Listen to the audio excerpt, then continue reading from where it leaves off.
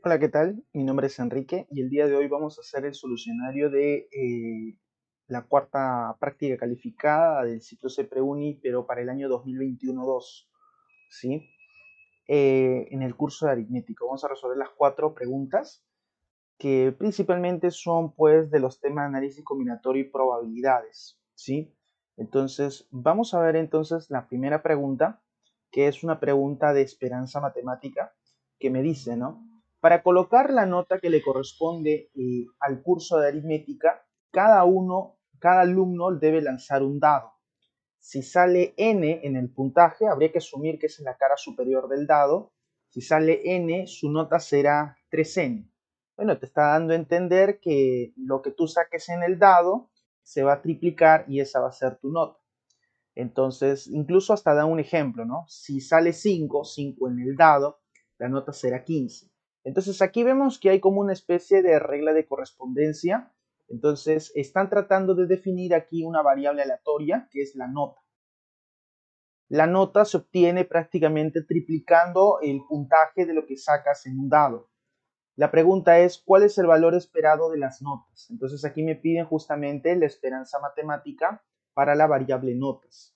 Entonces, primero que nada, entender muy bien cuál es la idea, ¿sí? Entonces, la idea la podríamos plasmar aquí en un cuadrito, mira. Acá hay un experimento aleatorio, ¿no? Cuando un alumno lanza un dado, entonces ahí tenemos un experimento aleatorio. Entonces, todo experimento aleatorio tiene un espacio muestral, que es el conjunto de todos los posibles resultados. En este caso, cuando uno lanza un dado, en la cara superior puede aparecer el 1, puede aparecer el 2, el 3, el 4, el 5 o el 6. Luego, tenemos una variable que se ha inventado, que es la variable notas, ¿sí? Que le vamos a poner x sub i.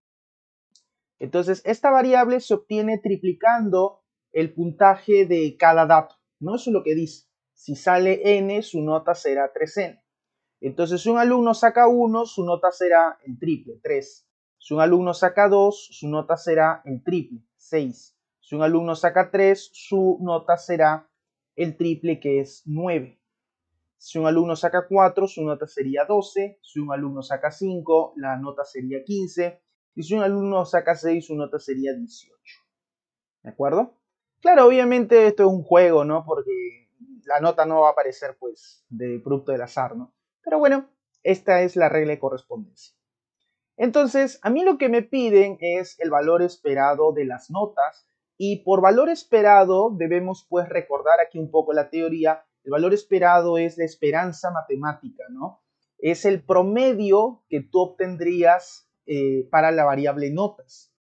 Para aquellos que no se acuerdan, esta es más o menos la idea, ¿sí? Tenemos un conjunto de valores de una variable, que son x1, x2, x3, x4 hasta xn, y cada situación, cada valor de la variable te presenta una probabilidad, que le voy a poner P1, P2, P3 hasta P sub n. Entonces la esperanza matemática de dicha variable era esto, ¿no? La suma de cada valor de la variable por la probabilidad, ¿no? O sea, x1 por p1 más x2 p2 más x3 p3 y así sucesivamente. Claro, esta lógica solamente aplica pues para una variable del tipo discreta, porque acá la cantidad de valores que toma la variable es una cantidad contable, ¿de acuerdo?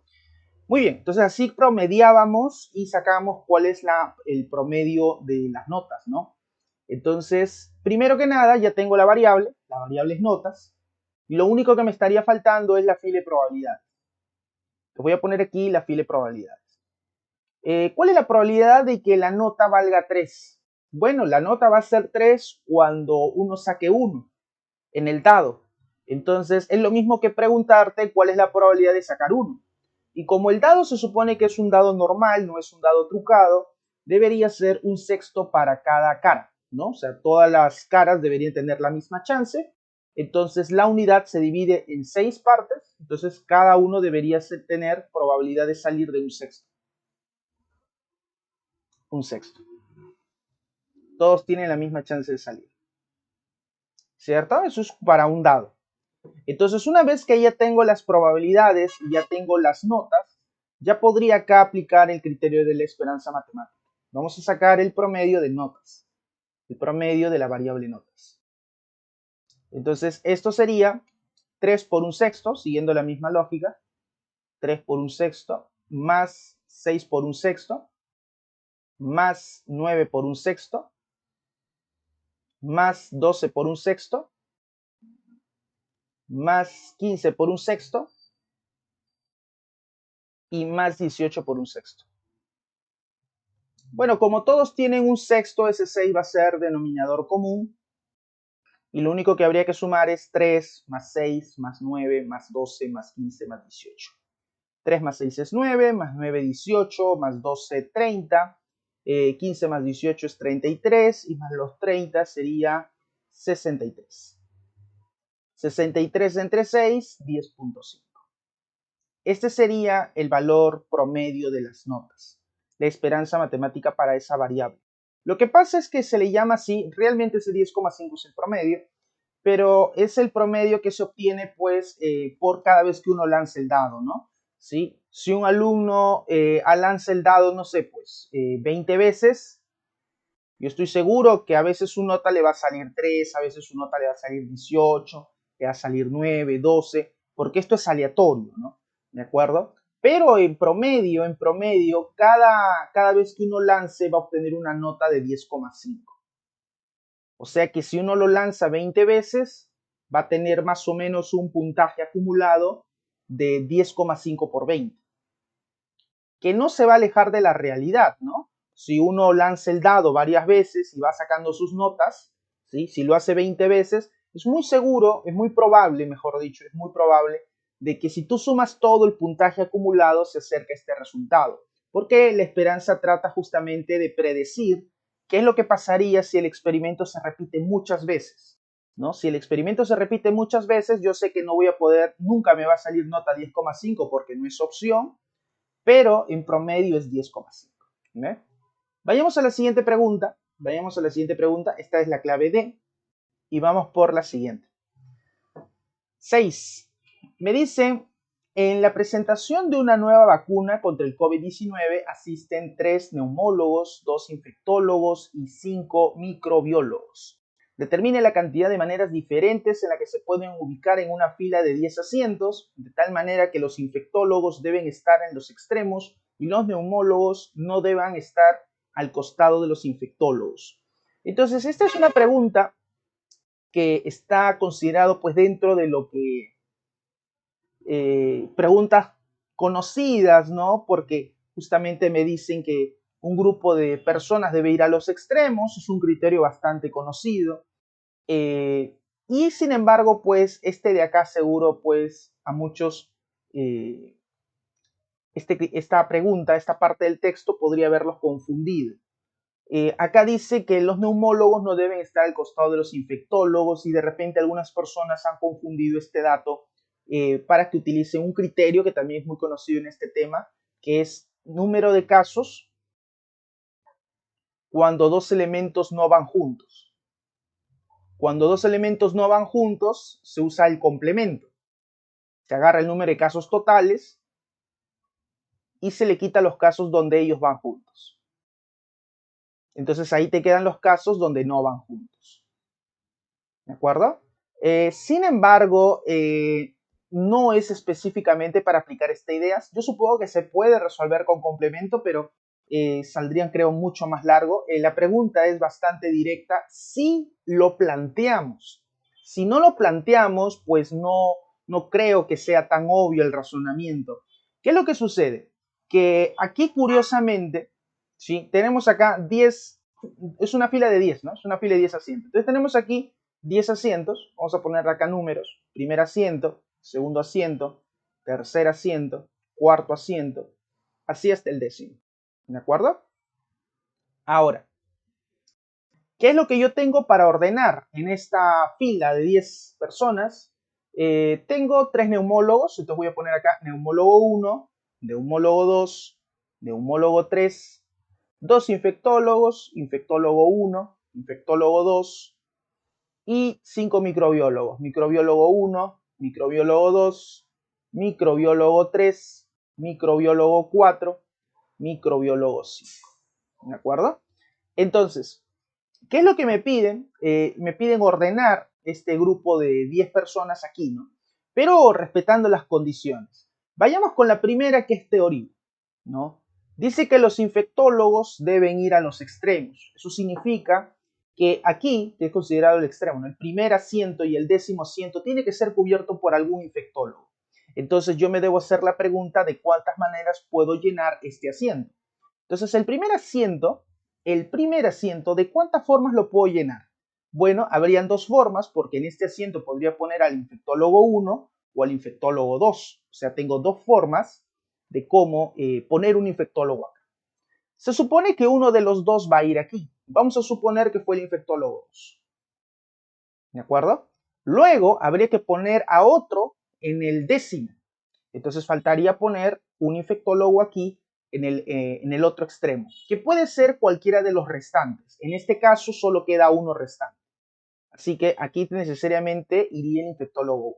Si hablo del número de formas de cómo puedo llenar este lugar, sería 1, porque solamente habría pues un infectólogo disponible. Ahora, lo bueno de solo haber dos infectólogos es que no queda otro infectólogo en medio. Si hubiese quedado algún infectólogo en medio, supongo que hay 3 infectólogos, el problema sería más difícil. ¿Por qué? Porque ahora los neumólogos no deben estar al costado de los infectólogos, o sea, no deben estar al costado de este tercero, y tendría que hacer un análisis en la parte interna. Pero lo bueno de solo haber dos infectólogos es que los únicos infectólogos que hay van a ir en el primero y en el 10º. Eso me ayudaría justamente a ubicar mejor a los neumólogos, ya que el problema dice que los neumólogos no deben estar al costado de los infectólogos. No deben estar al costado de los infectólogos. O sea, ¿quiénes son las únicas posiciones aquí para que estés al costado de los infectólogos? Bueno, las únicas posiciones disponibles es estar en la posición 2, ahí estarías al lado de un infectólogo, o en la posición 9, ahí estarías al lado de un infectólogo. La posición 5 no, la posición 6 no, las demás posiciones no. ¿Por qué? Porque no hay otro infectólogo. Por eso les dije, es muy bueno el dato de que solo existan dos infectólogos y justamente esos dos van a ir en los extremos. Porque créanme que si fueran más infectólogos, el problema sería bastante más complicado. Entonces, así sería. Y ahora, aquí no puede ir ningún neumólogo. Y acá tampoco. ¿Ves? Aquí tampoco. Entonces, ¿de cuántas formas puedo poner una persona aquí en la segunda posición? ¿Y de cuántas formas podría poner una persona aquí en la 9ª posición? Entonces, tendríamos que hacer este análisis, ¿no? Si aquí no va a ir ningún infectólogo, porque claro, ya los puse aquí, y tampoco puede ir ningún neumólogo, porque no puede ir al costado de los infectólogos, forzosamente tendría que ir algún microbiólogo. O sea, cualquiera de los 5 microbiólogos tiene que estar acá. Entonces tendría 5 opciones de cómo poner una persona aquí. Luego de haber puesto algún microbiólogo, no sé cuál será, vamos a suponer que sea el microbiólogo 3, lo ponemos aquí. Está bien, entonces este ya lo usé. Entonces, habría que poner una persona aquí en la posición 9, que podría ser de nuevo cualquiera de los microbiólogos restantes, que serían 4 microbiólogos restantes. ¿De acuerdo? Recuerda que no puede ir ningún infectólogo porque ya están ubicados y ningún neumólogo por condición del problema. ¿De acuerdo? Entonces aquí va a ir uno de los 4 restantes. Vamos a suponer que de estos 4 que han restado fue el 5. Acá está el microbiólogo 5. Entonces, en medio quedarían ¿cuántas personas? Bueno, aquí, en esta parte del centro, quedarían exactamente 3 microbiólogos, porque ya ubiqué 2, 3 microbiólogos y los 3 neumólogos que todavía no han sido ubicados. 3 neumólogos. Entonces, estas 6 personas que quedan justamente van a quedar en 6 lugares. 1, 2, 3, 4, 5, 6. 6 personas deberían ser ubicadas aquí en 6 lugares distintos. Y bueno, eso es directamente teoría, eso es 6 factorial. Pero para aquellos que no se acuerdan el por qué es 6 factorial, es porque ahora en la tercera posición puedes poner a cualquiera de los 6.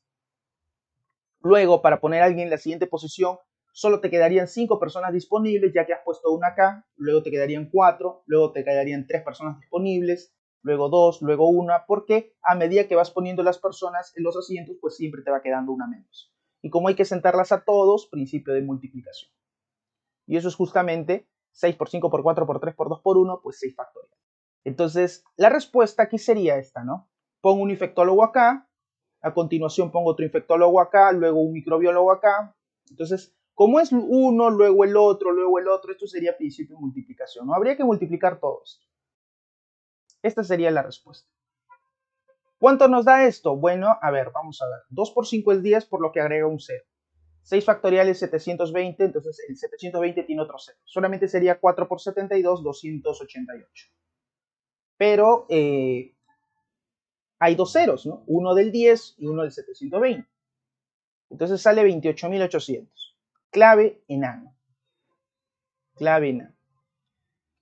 Este problema podía haber sido más complicado, yo creo que sí, bastante más complicado, pero fue, digamos, situacional, ¿no? O sea, el haber puesto dos neumólogos ha mejorado bastante la resolución del problema, lo ha hecho mucho más práctico. Muy bien, vayamos al problema 7. Vayamos al problema 7. Problema del cual no encontré clave, la verdad, pues yo supongo que debe salir la E, no he visto el solucionario, ni las claves que ha mandado CEPRE, pero yo asumo que debe salir la E. Pero voy aclarando ya de por sí que a mi punto de vista no hay clave, ¿sí? No hay clave. Dice, determina la cantidad de maneras diferentes en la que Pedro puede escoger dos casilleros negros de un tablero de ajedrez.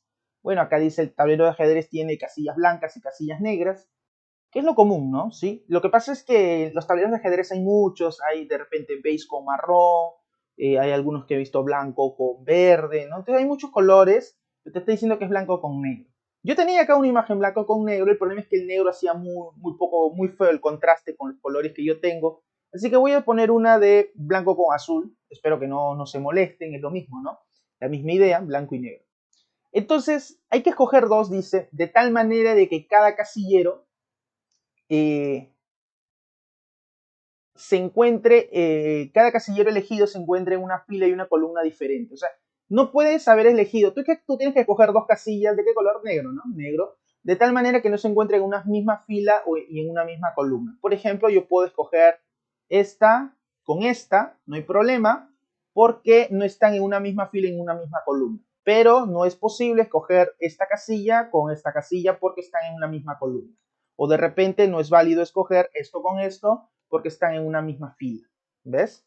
Entonces no puede estar en ninguna misma fila y ninguna columna. Ahora, otra cosa es que todos deberían saber pues que el tablero de ajedrez es 8x8. Es algo que el problema no lo dice. Normalmente lo dice, ¿no? Es un tablero de 8x8 por si es que hubiese algún alumno o alguien que está postulando que nunca ha tocado un tablero de ajedrez, pues tiene que saber que es un 8x8 los tableros de ajedrez. La pregunta es dar como respuesta la suma de cifra de dicha cantidad. Entonces, a ver, vayamos a hacer el análisis. Vamos a elegir una casilla negra, ¿sí? Vamos a elegir una casilla negra. Vamos a poner aquí. Elegimos una casilla negra. Una casilla. Entonces, yo si voy a escoger una casilla negra, pues podría escoger esta de aquí, esta de aquí, cualquiera, ¿no? Cualquiera de las casillas negras disponibles. Uno hace la cuenta, ¿no? O sea, cuenta cuántas casillas negras hay y va a encontrar 32. Que es muy fácil de obtener, porque realmente, si el tablero de ajedrez es un 8x8, el total de casillas debería ser 8x8, 64, así que la mitad son blancas, la mitad son negras, o sea, hay 32 blancas y 32 negras. Entonces, si vamos a elegir una casilla negra, ¿sí? Entonces hay 32 formas. 32 formas de escoger una casilla negra. Y luego faltaría escoger otra, pero que no esté en su misma fila y en su misma columna. Normalmente, mira, si yo escojo una casilla negra, ¿sí? Escojo una de las 32, podemos imaginar que escojo esta de la esquina. Entonces, si quiero escoger otra, debería quedar una menos, 31. Debería quedar una menos. Es lo normal. O sea, si elijo una casilla negra, la siguiente debería quedar solo 31 formas. El único detalle es de que, como dice que no se debe encontrar en una misma fila ni en una misma columna, eso significa que si yo escojo esta casilla, ¿sí? Como la primera, entonces la segunda que yo escoja no puede estar aquí, porque si no estaría en la misma fila, no puede estar aquí, tampoco puede estar aquí, tampoco puede estar aquí y tampoco puede estar aquí. Así que realmente al escoger una, ya no, para escoger otra, he eliminado, mira, una casilla, 2, 3, 4, 5, 6, 7. 7 opciones posibles he eliminado. Y entonces significa que acá debería quedar unas 25. ¿Sí? Porque hemos eliminado 7 posibilidades. Entonces, para elegir la segunda, deberían quedar 25. Digo debería quedar. Esta es la primera casilla. Elegimos la primera casilla negra y elegimos la segunda casilla negra. Deberían quedar 25, ya que esto debería cumplirse siempre. ¿Cómo es eso, profe? Lo que pasa es que acá yo estoy usando el principio de multiplicación y el principio de multiplicación tiene un fundamento, ¿no? Por ejemplo, si yo tuviera dos pantalones, y tuviera tres polos, vamos a poner acá. Sé que no soy muy bueno dibujando politos, vamos a suponer que tengo aquí tres politos. Y yo me pregunto, ¿no? ¿De cuántas maneras puedo hacer una combinación entre escoger un pantalón y un polo y vestirme? Entonces yo asumo que este pantalón puede ir con cualquiera de estos tres polos, ¿sí? Podría combinar este pantalón con cualquiera de los tres, ahí tengo tres formas de cómo vestirme, y este pantalón con cualquiera de los tres también. O sea, para usar el principio de multiplicación, aquí salen 6 formas, ¿no? 6 formas de cómo vestirse, que obviamente viene de 2 por 3, ¿no? 2 formas de cómo elegir un pantalón por 3 formas de cómo elegir un polo. Entonces hay 6 formas de combinarlos, ¿de acuerdo? Escoger uno y luego el otro. Ahora, esto es asumiendo de que cada vez que yo escojo un pantalón se puede combinar con todos los polos. Cada pantalón se puede combinar con todos los polos. Entonces, yo tengo que hacer, por ejemplo, para estar seguro de este producto, tengo que estar seguro de que cada vez que yo escoja uno, me queden 25. Por ejemplo, yo escogí la de aquí y veo que sí, pues, ¿no? Acá adentro quedan 25. Pero eso fue porque escogí una esquina. Quizás si yo escojo una en el centro, no hay 25 disponibles. Eso puede pasar en problemas mucho más complicados de tableros. Por ejemplo, vamos a imaginar que yo elegí este. Entonces, como no puede haber nadie en su misma fila y nadie en su misma columna, entonces se elimina la de aquí, se elimina la de aquí, se elimina la de aquí, la de aquí, la de aquí y la de aquí, ¿no? O sea, todos los que estén en su misma columna y en su misma fila. Entonces, ¿cuántas casillas quedarían descartadas? 1, 2, 3, 4, 5, 6, 7. La siguiente ficha a elegir tendría 7 opciones menos, que serían 25. Entonces, parece que sí cumple, ¿no? Y de hecho, si uno lo analiza bien, siempre te quedan 25 opciones para la segunda casilla, ¿no? Así escojas la de aquí, escojas la de aquí, escojas la de aquí, escojas cualquiera, sucede eso, ¿de acuerdo? Entonces, quiere decir que este producto es correcto, o sea, sí se va a combinar las 32 de acá con las 25 de acá. Este producto nos va a dar ¿cuánto? ¿Cuánto es 32 por 25? 32 es 8 por 4. 4 por 25 es 100, así que agrega dos ceros. Al 8 le agrega dos ceros, 800. Ahí está. La respuesta no es 800, pero vamos a imaginar que hasta aquí ya tenemos 800. ¿De acuerdo? Solamente quería enfatizar esto, ¿saben por qué? Porque no es lo mismo escoger dos casillas en un tablero de ajedrez que no estén en una misma fila, en una misma columna, que por ejemplo, que no estén en la misma diagonal. ¿Por qué te digo eso? Porque imagínate que en vez de fila y columna, simplemente hubieran dicho en diagonal. Este problema hubiera sido mucho más difícil. ¿Por qué? Porque ya no se puede usar esta lógica de la multiplicación directa. Mira, observa por qué. Si yo escojo una ficha acá, ¿sí? Y la condición es de que no estén en la misma columna, entonces mira quiénes se van. O sea, la siguiente ficha ya no puede ir aquí, no puede ir aquí, no puede ir aquí, no puede ir aquí, no puede ir aquí, no puede ir aquí, no puede ir aquí, no puede ir aquí, no puede ir aquí. ¿Cuántas se han eliminado? 1, 2, 3, 4, 5, 6, 7, 8, 9, 10. Eliminé 10. ¿De acuerdo? Se pierden 10. Si yo hubiera elegido la de aquí. ¿Estamos de acuerdo? Ahora, ¿pero qué hubiera pasado si yo hubiera elegido la casilla negra? No sé, pues. Vamos a poner la de aquí. la de aquí. Hubiera elegido la de aquí. Entonces ya no se puede, para la segunda, ya no se puede elegir esta, no se puede elegir la de acá, no se puede elegir la de acá, no se puede elegir la de acá, la de aquí, la de aquí, la de aquí, la de aquí. ¿Cuántas quedan eliminadas? 1, 2, 3, 4, 5, 6, 7, 8. Quedan eliminadas 8. Entonces, si yo escojo la primera casilla negra, hay 32 opciones. Pero, ¿qué le resto? ¿Le resto 10 o le resto 8? Entonces, ahí viene el detalle, ¿no? O sea, si yo escojo la de acá, elimino 10 posibilidades, y si escojo la de acá, elimino 8 posibilidades, y seguro si escojo otra, elimino otra cantidad de posibilidades. Entonces, eso significa que no es posible hacer la multiplicación porque tú utilizas el principio de multiplicación asumiendo una independencia. O sea, que si tú eliges uno, ¿sí? Es posible combinarse con cualquiera de las opciones restantes. Si escojo una de las 32, se puede combinar con cualquiera de las 25 opciones restantes. ¿De acuerdo? Ahora, si hubiera el problema sido con diagonales, ese 32 se va a combinar según la situación. Entonces no es independencia, ¿no? No hay una independencia total y no podría ser la multiplicación directa, ¿sí? Porque si le quito 10 sería 32 por 22, y si le quito 8 sería 32 por, ¿cuánto es 32 menos 8? 24, ¿no? Entonces, ¿y cuál marco? ¿Cuál sería? Pues la respuesta es que ninguno, ¿no? O sea, hay que hacer un análisis diferente. Y esa sería una pregunta mucho más complicada.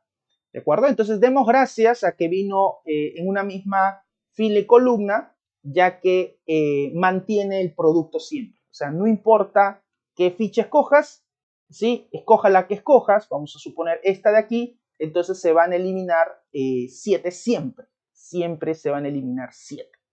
Siempre se eliminan 7, por lo que el 32 por 25 es correcto. Sin embargo, yo hace un momento dije que aquí no hay clave. Sí, yo dije que aquí no hay clave. Y el motivo por cual yo creo que no hay clave, no es que yo crea, estoy seguro que no hay clave. ¿De acuerdo? Estoy seguro que no hay clave. Es porque el problema, lamentablemente, supongo que ha querido copiar las preguntas de Olimpiadas que vienen sobre casillas, porque hay problemas de Olimpiadas que vienen de tableros de ajedrez muy conocidas. Dice acá, lamentablemente, escoger 2 casilleros negros. Y aquí yo tengo un problema con esta frase. Acá dice, elige 2 casilleros negros. Cuando uno utiliza la palabra escoger o elegir, indirectamente te está queriendo decir, no tomes el orden en cuenta. No tomes el orden en cuenta. ¿Sí?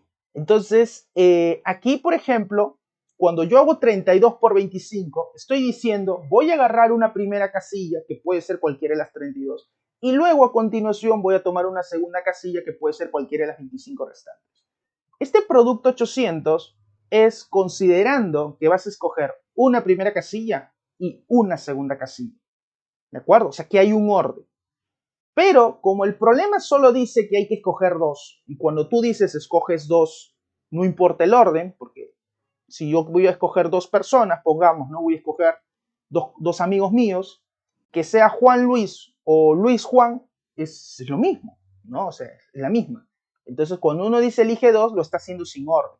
Y cuando no hay orden, sí, deberíamos dividir entre el factorial indicado. Acá, como no hay distinción entre la primera y la segunda, entonces esas dos son iguales.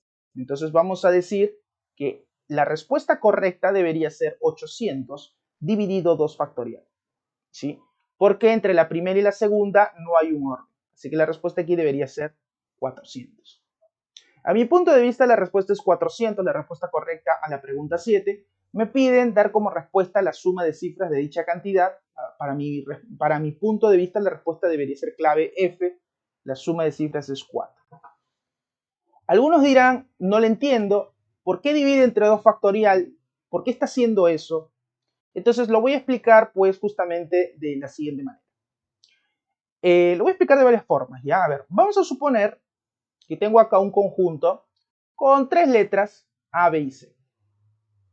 Y yo te hago la siguiente pregunta, así como está acá. Quiero que escojas 2 letras. Escoge 2 letras. Escoge 2 letras. Si yo te digo escoge 2 letras, entonces uno podría decir, bueno, yo voy a escoger la letra A y la letra B. Es una opción. Puedes coger B con C y puedes coger A con C. Algunos dirán, oye, ¿y por qué no escoges B con A? B con A. Pero B con A no es lo mismo que escoger A con B, es lo mismo. Solo le he cambiado el orden. ¿Sí? Entonces, cuando uno escoge o uno elige, pues da igual el orden, ¿no? AB o BA es lo mismo, BC sería lo mismo que CB y AC sería lo mismo que CA. ¿De acuerdo? Entonces, si yo de estos tres quisiera elegir dos, la respuesta es 3. Solamente cualquiera de estas tres es la forma de cómo yo puedo elegir dos letras de 3. Que se puede obtener con la combinatoria, ¿no? O sea, de los tres elementos que yo tengo, elijo 2, ¿no? Y la combinación de 3 en 2 se opera así, ¿no? 3 por 2 sobre 2 factorial, ¿no? Así se opera la combinación de 3 en 2. Esto nos da 3, ¿no? Que se encaja con el resultado. Ahora, sería muy diferente que yo te diga, escoge una letra y luego otra. Escoge una letra y luego otra. Luego otra. Porque si yo escojo una letra y luego hay una segunda letra para elegir, entonces uno podría decir, ¿no? Bueno, puedo elegir la letra A y la que sigue puede ser la letra B. ¿De acuerdo? Pero cuando yo elijo la letra A, la que sigue pudo haber sido C. Si yo elijo, en vez de A, escojo B, la que sigue pudo haber sido A, o la que sigue después de B pudo haber sido C. Y si yo la primera letra que escojo es C, la que sigue puede ser A, o la que sigue puede ser B. Entonces, cuando yo escojo una letra y luego otra, le estoy dando orden indirectamente. Y aquí el total de formas de cómo elegir una letra y luego otra es 6. Es 6 formas. ¿Qué viene? Que viene del principio de multiplicación, ¿no? La primera letra elegida puede ser la A, la B o la C, ¿no? La primera elegida. O sea, tiene 3 formas de cómo elegirse la primera. Puede ser la A, la B o la C. Pero si escojo la A, ya no puedes escoger la A en la siguiente. Si escoges la B, ya no puedes escoger la B en la siguiente. Entonces, la segunda elegida le quedan 2 formas. Y 3 por 2, 6. Nótese que cuando tú escoges una y luego la otra, entonces el principio de multiplicación es válido, ¿no? De hecho, esto le llaman permutación, ¿no? Entonces, 3 por 2 son 6 formas.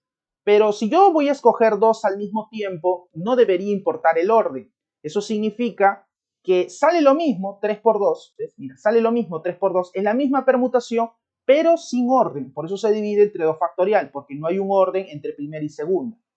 ¿Ves? Entonces aquí sale 3 y aquí sale 6. Entonces, bajo esa misma lógica es que yo entiendo esto de aquí, ¿no? Si elijo la primera casilla hay 32, si elijo la segunda es 25. 800 es la respuesta si es que yo escojo una casilla y luego la otra. En los problemas de Olimpiadas normalmente le ponen fichas, ¿no? Ponen una torre aquí, una torre acá y dicen pues que las torres no se ataquen, que es básicamente la misma idea, ¿no? Entonces, pero cuando tú le pones fichas, ahí claro, se entiende, ¿no? Vas a poner una primera ficha y luego una segunda ficha y hay un orden. Pero acá lamentablemente, no sé si lo han querido copiar mal, pero solo dice escoge dos casilleros. Entonces, si uno escoge dos casilleros, debería meter el 2 factorial abajo. Así que la respuesta correcta es 400. Yo asumo que como no hay clave, la clave correcta debe ser la E. ¿Sí? O sea, supongo que es la clave que han mandado.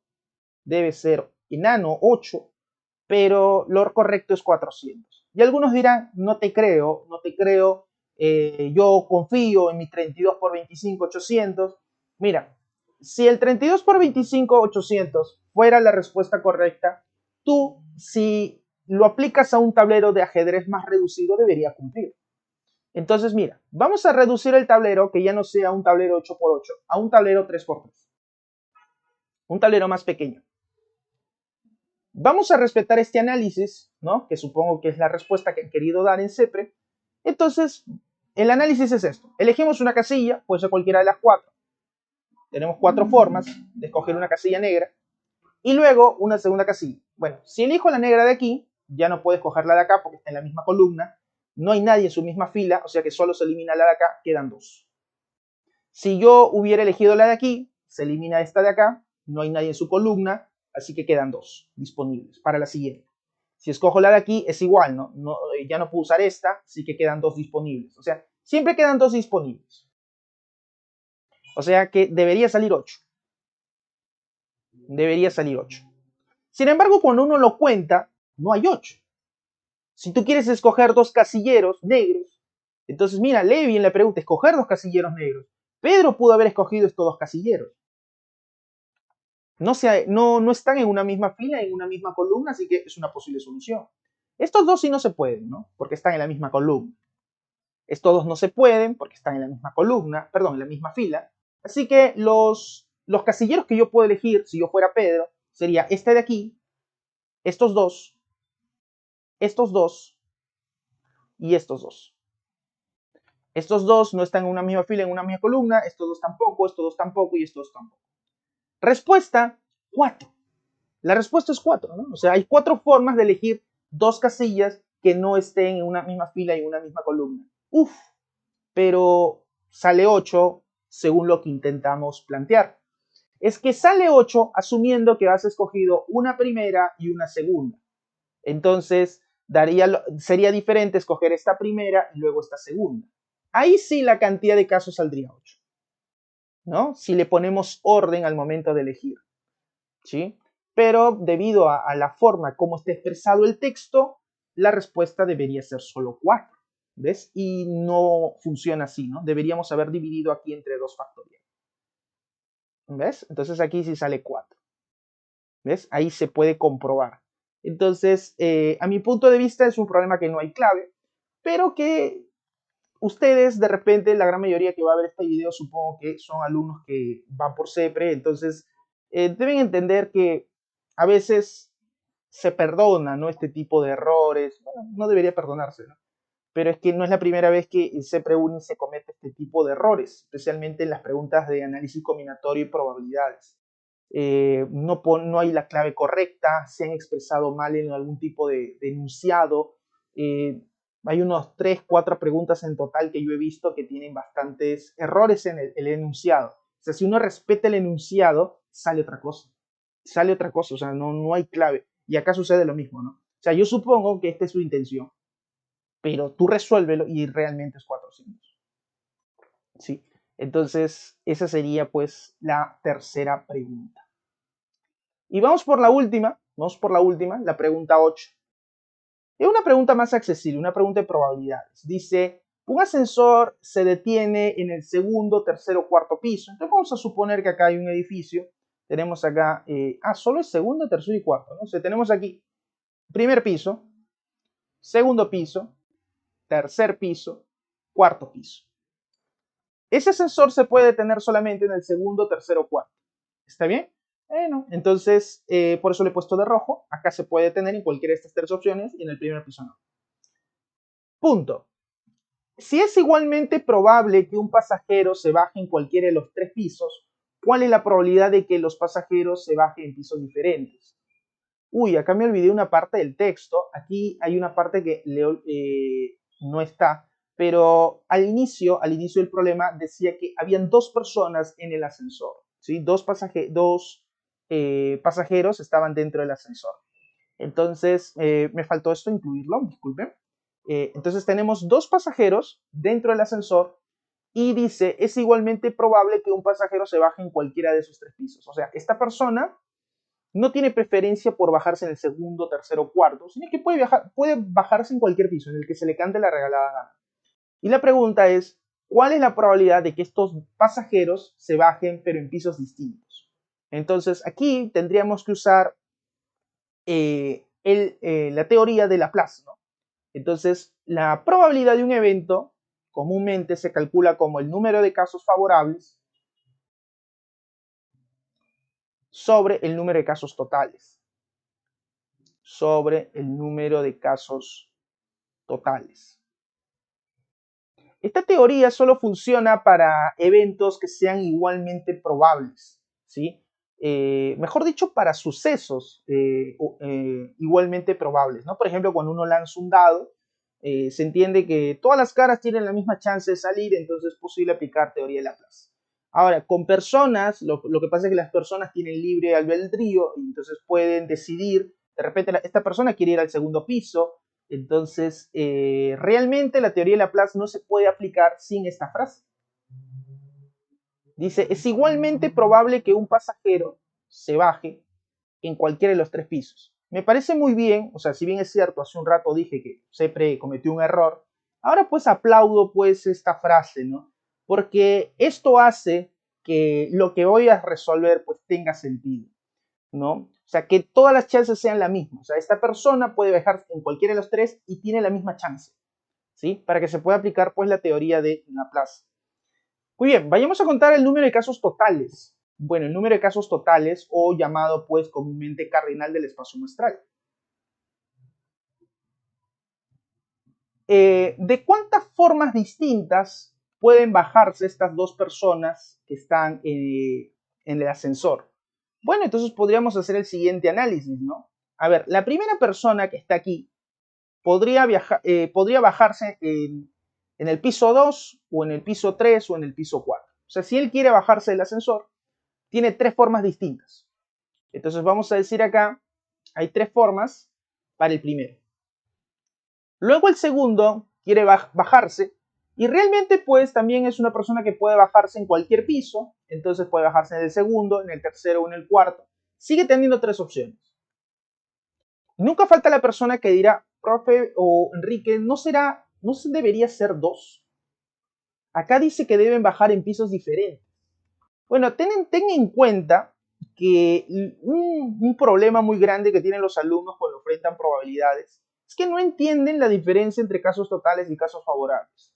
O sea, a veces el alumno termina tirando el tema análisis combinatorio, pero va a probabilidades y probabilidades le choca. ¿Por qué? Porque no es capaz de distinguir estos dos. El número de casos favorables siempre está contenido en la pregunta. Así que en la pregunta, cuando tú quieres calcular la probabilidad de algo, ese algo que tú quieres que ocurra, lo cuentas arriba, no lo cuentes abajo.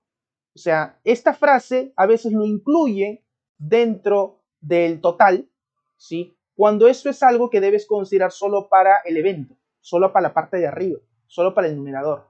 Entonces, en los casos totales deberíamos poner 3 por 3 nada más, ¿sí? O sea, esta primera persona puede bajarse en cualquiera de estos tres pisos y esta segunda en cualquiera de los tres pisos, lo que hace que haya un total de 9 formas de cómo estas dos personas bajen en esos tres pisos. ¿De acuerdo? Hay 9 formas. Luego vendrían los casos favorables a la pregunta. ¿Cuál es el número de casos favorables que hacen que cumplan, que se bajen en pisos diferentes? Entonces vamos a poner aquí cardinal del evento. ¿Cuánto sería? A ver, quiero que se baje en pisos diferentes, ¿no? Entonces, a ver, si la primera persona tenía tres opciones de cómo bajarse, tres formas, luego faltaría que la segunda persona se baje, pero esta persona ya ha tenido que elegir un piso. Vamos a suponer que esta persona se bajó en el cuarto piso. Puede ser en el tercero, puede ser en el segundo, ¿no? Pero vamos a suponer que escogió uno, se bajó aquí. Entonces esta persona ya no tiene la capacidad de escoger entre cualquiera de estos tres pisos. Solamente podría escoger entre el tercero y el segundo. Le quedarían dos opciones. Verifica que siempre le queden dos opciones. O sea, si esta persona escoge el tercer piso, ¿cuántas opciones le quedaría al otro? Bueno, dos formas. Si él escoge el de aquí, él podría bajarse en cualquiera de los de arriba, ¿sí? Para no repetir el piso. Entonces veo que siempre quedan dos opciones, así que el principio de multiplicación va a estar bien aquí. Si yo escojo, si la primera persona tiene 3, la segunda va a tener dos opciones distintas de cómo bajarse. Por lo tanto, el número de casos favorables es 6. Entonces, aplicando la teoría de Laplace, vamos a decir acá que la probabilidad de que ocurra de que esos dos pasajeros se bajen en pisos diferentes debería salirme 3 por 2 entre 3 por 3. 3 por 2 sobre 3 por 3. Respuesta 2 tercios, ¿no? 2 tercios. Así que aquí la respuesta es clave C. Clave C. Una pregunta creo que de las más accesibles. Creo que de todas las preguntas, quizás las más interesantes fueron las 7 y las 6, ¿no? Las 6 y las 7 son quizás las preguntas más interesantes. Esta 6 porque es susceptible a que el alumno se equivoque con esta frase. Y la 7 realmente, a mi punto de vista, estaba mal planteado, sí, pero es una pregunta típica. De hecho, la pregunta original, la más antigüita de este tipo, era ¿de cuántas maneras se pueden poner dos torres en un tablero de ajedrez de tal forma de que no se ataquen? Entonces, la primera torre que tú pongas podría ocupar cualquiera de las 64 casillas, cualquiera torre, entonces vamos a poner acá una torre. Entonces, como no debe atacar a la otra torre que pongas, entonces la otra torre no puede ir aquí, no puede ir aquí, no puede ir aquí, no puede ir aquí. Porque para aquellos que han jugado alguna vez ajedrez, pues saben que las torres se mueven pues en vertical y en horizontal, ¿no? Entonces, no pueden ir en toda la fila, ni tampoco en toda la columna. Entonces, el total de casillas que eliminas para escoger la siguiente torre serían 3, 4, 5, 6, 7, 8. Acá hay 8 y acá hay una 7x más. Hay 15, ¿no? 8 acá y 7 en las que. Entonces quedarían 15 opciones menos, ¿no? 64 menos 15, 49.